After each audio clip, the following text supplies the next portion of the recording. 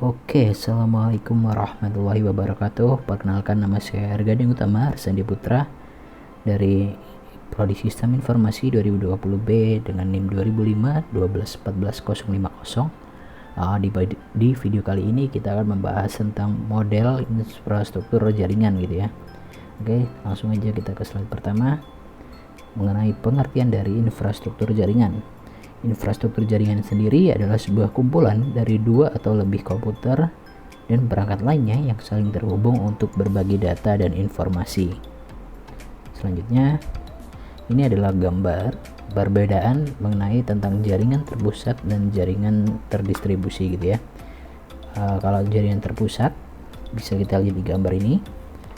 Sebentar, kita kasih pen dulu. Oke. Di jaringan terpusat ini semua user terpacu pada satu server saja, sedangkan terjaringan di distribusi ini server dengan server saling berhubungan ini ya.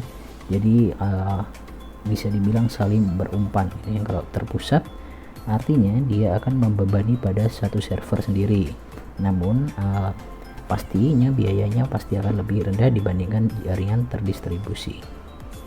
Oke, selanjutnya kita akan membahas tentang data center ya. Oke, apa itu data center? Data center adalah fasilitas fisik yang dimanfaatkan sebuah instansi ataupun perusahaan untuk menyimpan aplikasi serta data-data penting yang diperlukan oleh instansi ataupun perusahaan terkait.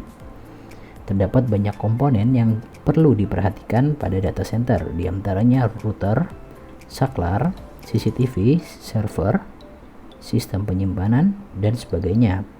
Sehingga di satu sisi, biaya yang dikeluarkan untuk membuat data center cenderung lebih mahal daripada menyimpannya melalui cloud computing ya. Cloud computing seperti Amazon Web Service, AWS, Azure, Alibaba Cloud, Google Cloud, dan masih banyak lagi ya. Oke, di slide selanjutnya ini kita akan membahas tentang topologi jaringan. Oke, ini adalah gambar dari macam-macam topologi jaringan ya. Ada topologi bus, topologi ring, topologi star, extend star topologi, hierarki topologi, dan topologi mesh. Sebenarnya semuanya masing-masing ada kelebihan dan kekurangannya ya. Kita bisa lihat dari topologi bus ini sendiri ya. Sebentar. Oke. Nah, oke. Kita coba pakai pen dulu. Oke, kita mulai dari topologi bus ya. Topologi bus ini kelebihannya adalah murah sehingga kabel yang dibutuhkan relatif sedikit gitu ya. Namun kekurangannya adalah bila salah satu kabel ini ada yang error, yang lainnya ini pun ikut error gitu ya. Dan topologi selanjutnya, topologi star, ini bila ada kabel, salah satu kabel yang error, lainnya tetap nggak apa-apa, it's okay gitu ya. Tapi salah satu kekurangannya adalah mahal biayanya, dan dengan biaya pemasangan kabelnya cukup banyak gitu. Oke, dan selanjutnya ada topologi ring. Biaya pemasangannya murah maksud saya, dan mudah diimplementasikan gitu ya. Tapi kalau misalnya ada satu error, semuanya juga ikutan error. Dan juga kekurangan satu lagi tuh maintenance-nya cukup rumit ya untuk topologi ring. Oke, selanjutnya ada topologi mesh. Menurut saya ini instalasinya cukup rumit dan mahal, tapi jalur pengiriman datanya sangat banyak gitu ya. Dan selanjutnya ada topologi hierarki. Topologi hierarki ini kelebihannya datanya tersentral gitu ya, tersentral ke atas ini. Nah, sehingga pengelolaannya akan jauh lebih baik. Namun semisal ini data yang di atas ini terputus, maka yang di bawah ini tidak bisa beroperasi gitu ya. Oke, kita ke slide selanjutnya ya. Di slide selanjutnya kita akan membahas tentang pembagian jaringan komputer. Dari beragam banyak pembagian, kita langsung masuk aja ke materinya. Oke, yang pertama berdasarkan jangkauan ya. Berdasarkan jangkauan ada 4 area. Yang pertama adalah personal area network atau PAN. Jangkauan ini adalah jangkauan secara pribadi aja ya, sekitar 4-10 meter saja.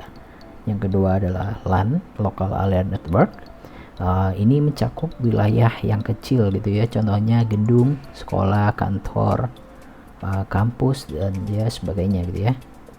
Dan yang ketiga ada MAN. MAN ini mencakup wilayah area satu kota dengan radius 10-50 km. Contoh yang bisa kita ambil cabang dari bank. Semisal ada kota Surabaya, kan ada banyak cabang bank. Nah, cabang bank ini memiliki MAN, Metropolitan Area Network, yang saling terhubung gitu ya. Jadi antar kantor bisa saling terhubung untuk menyalurkan data dan informasinya. Yang keempat terakhir ada WAN, Wide Area Network. Ini bisa mencakupi antar kota hingga negara ya. Contohnya kita bisa mengakses internet ini dengan adanya WAN ini gitu. Oke, selanjutnya ada berdasarkan akses. Ada dua, ada internet dan intranet. Internet sendiri adalah jaringan yang bisa diakses secara publik gitu ya. Namun intranet jaringan yang hanya bisa diakses hanya secara private atau pribadi. Yang kedua, internet ini kan bisa diakses secara meluas gitu ya, secara publik, berarti secara meluas. Namun intranet diaksesnya hanya skala terbatas saja, jadi hanya tertentu saja yang bisa mengakses intranet.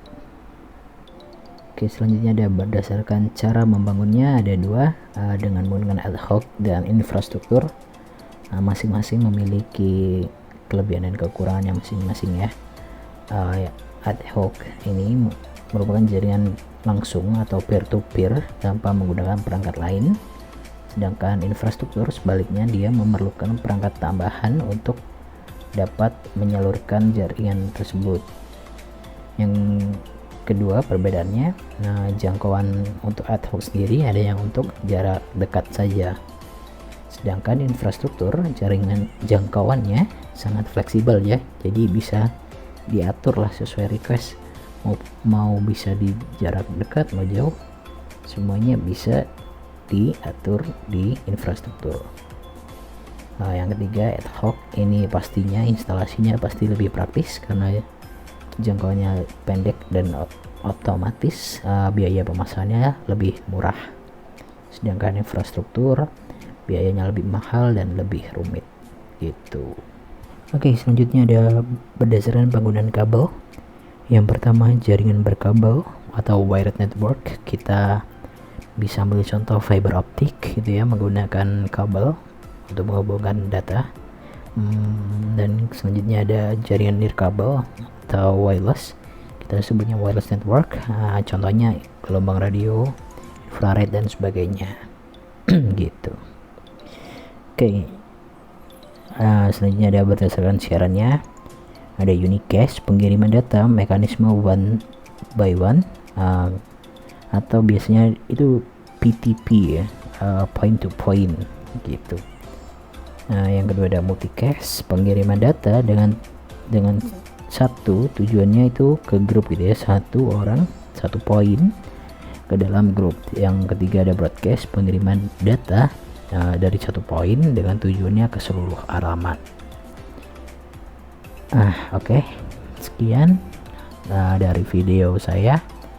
Apabila ada salah, saya mohon maaf. Wabillahi taufiq wal hidayah. Wassalamualaikum warahmatullahi wabarakatuh.